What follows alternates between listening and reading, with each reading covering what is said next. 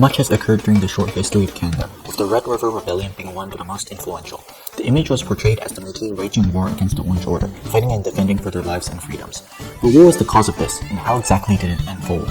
In 1867, out of mutual interest, the Hudson's Bay Company began negotiations to transfer control of Rupert's Land to the Canadian government.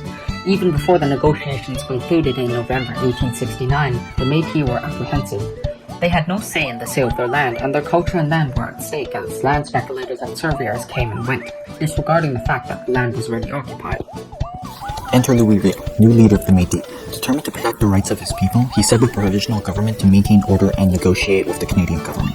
Tensions peaked when the Orange Order, an anti-Catholic group, decided to terrorize the Métis, who were Catholics. Riel, overseeing the situation, arrests the members and fines them a heavy charge.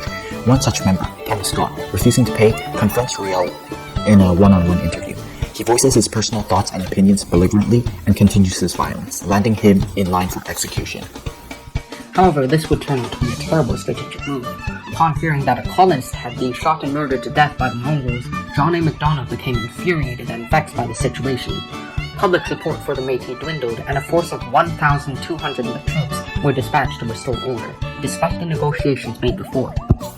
With an outnumbering number of troops commanded to exterminate the Métis and assassinate Riel, you expect him to panic.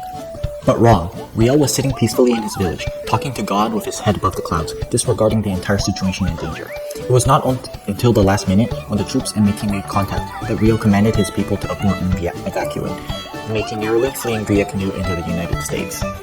Whether the Red River Rebellion or resistance was a success is debatable.